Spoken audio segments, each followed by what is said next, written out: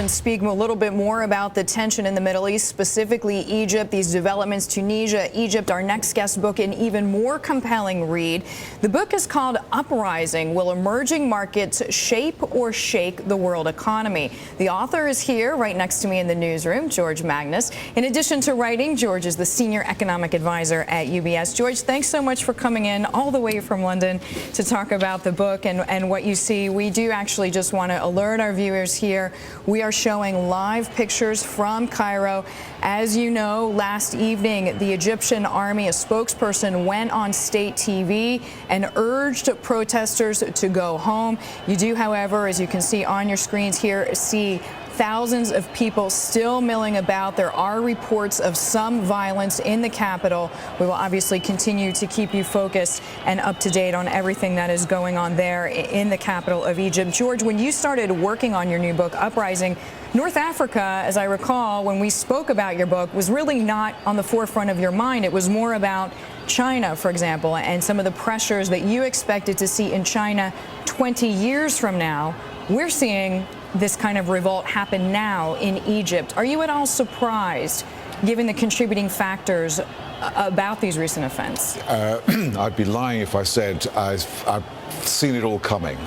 Certainly I didn't, and I mean, not in the way that it has done in North Africa. And it is a bit of a stretch, in one sentence, to go from Tunisia and Egypt to China.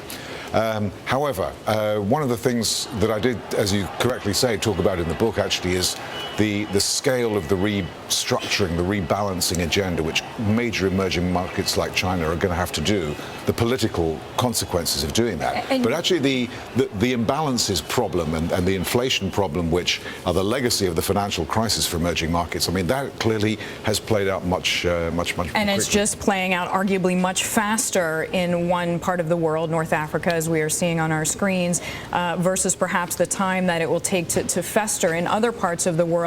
But it's about rising food prices, as you just mentioned, inflationary pressures, also demographics. I mean, can you make an argument for which of these elements is most powerful? Well, it's the cocktail that when they all come together that suddenly goes, and explodes. So in Egypt, 50% of the population are aged under 30, 35. So that the presence of actually enormous numbers of very, very young people, particularly in the workforce. I mean, this is it's always been historically a very, very problematic issue, particularly when staple product prices, bread, grains, go up very sharply in price. Our reporter on the ground in Cairo said that basic foodstuffs are not currently available. I want to take a step back from the personal and look at this from an investor's point of view. Is Egypt a sort of cautionary tale for all the investors who wanted emerging markets exposure? It should be. It reminds us why emerging countries are called emerging. It should remind us that there are many emerging countries that are only 24 hours away from martial law in extremis. I mean, if things really got out of hand. And there are other, major emerging markets, including China. They're authoritarian, they're repressive in many respects, and this is kind of what people really get upset about if there's a catalyst, and food prices clearly in Egypt was the catalyst. It certainly was a catalyst, and to your point, I mean, if you're seeking higher returns, which you can in theory get with greater risk, you also cannot ignore that, quite frankly, there's greater risk. Yeah, and to be honest, I don't think that investors are getting paid now. So if you look at the compression of spreads between emerging market debt, both in dollar terms and in local currency terms, as an investor myself, I just don't feel that I'm being paid properly for taking on that risk if it's kind of 140, 170 basis points above equivalent U.S. Treasury bonds. You mentioned this issue of food prices. I mean, we did a story about this yesterday about how U.S. farmers are planting less rice than they have at least in 10 years' time because other crops are simply more profitable, soybeans and corn.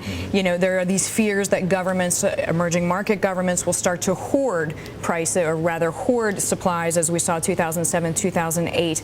Based on what you know about demographics and all the research that you've done, do you think this is a likely scenario? Could we see another food crisis as as we saw a few years ago? Well, I think we're kind of in one, actually, because nothing's happening to the aggregate demand projection for food. I mean, we kind of know what population projections look like, and we know what income per head projections look like.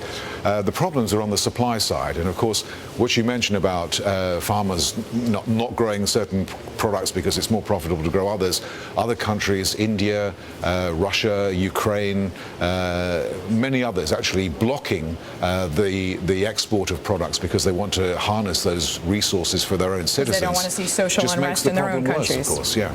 George, thanks so much for stopping by.